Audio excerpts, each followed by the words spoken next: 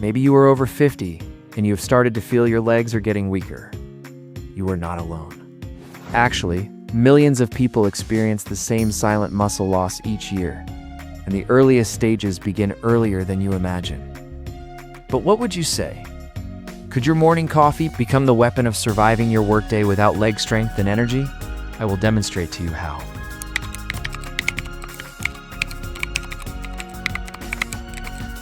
Do you ever feel how the mornings are different after 50? It is the paler light. The coffee is richer scented.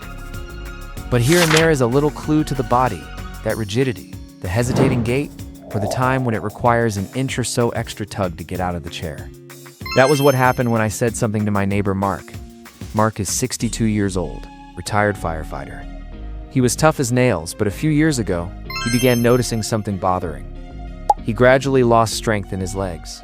It started small things in the beginning. Steps took a shorter cut, and it was the elevator I preferred, and yard work was a no-go. But then it was more difficult to leave the couch since he could not use his hands. One day, over his morning black coffee, he said to me, "And think it might help my legs this? 'Cause I should say no, not one." This is simply because the truth is, your morning coffee can contribute to the strength of your legs, as long as you combine it with the proper strategy. And today, I would like to make this simple to you. What is the enemy? Sarcopenia. Sarcopenia. It is a posh term describing something very real, declining muscle mass and strength that occurs as we get older.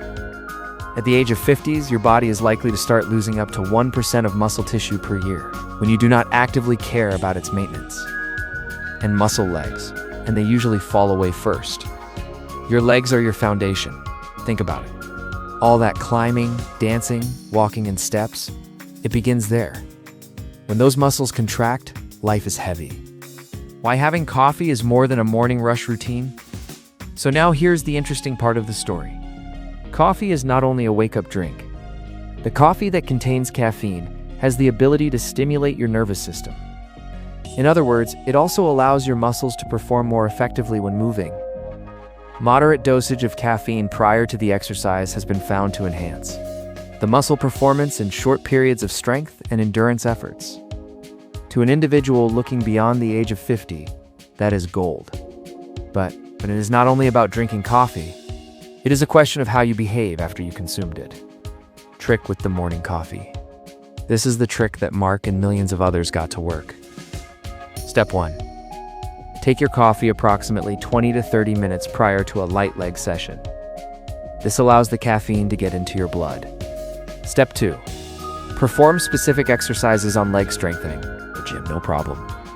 It is not complicated exercises we are speaking of. Squats or chair squats in case there is need. Calf raises, side leg lifts. Stair, step-ups, solid step, or even stairs. Step 3. Make it short and constant. Even 1 hour a week would count over weeks and months. A personal account I have used to combat this infection and survive the disease is all about having compassion. I had been there the week Mark attempted it, stared at me in a mad-like fashion. Coffee? Squats? That is your gigantic idea? And a close friend, he does say something I shall never forget in the 3rd week, I feel. Feather-footed. Yes. I want my legs to move again. Here are 5 reasons why this works more than 50. And here is the science in simple words. At age 50 and beyond, we carry out our best strength responses to small, frequent strength feedbacks. Caffeine preconditions your muscles and your brain to action and makes those morning exercises more efficient. The result? More powerful legs, improved balance, and a decreased risk of a fall. And doing it in the morning makes you feel like you have already done something powerful without even waking up. Tweaking the routine. Feel like adding a notch to it. These are some tweaks. Put a pinch of cinnamon in coffee. It is anti-inflammatory, blood sugar regulating. Drink lots of water. Caffeine is slightly dehydrating, thus take a glass of water before your coffee. Employ it as an interior practice. Use the coffee to put you on the move. Just after completing the last sip, you become active with your legs. Questions to you. Have you ever that particular moment when you get that realization that you need something small in order to change your entire day? This was all there was to it in Mark. In my case, it was when I came to think that growing old should not be a method of going slower, just that we will have to be a bit wiser. The transformation.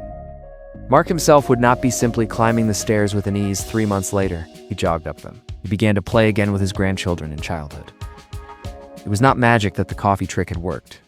It was a habit that was magic. Coffee prodded, and motion made him go. Closing inspiration. As you can see, your legs are not only muscles.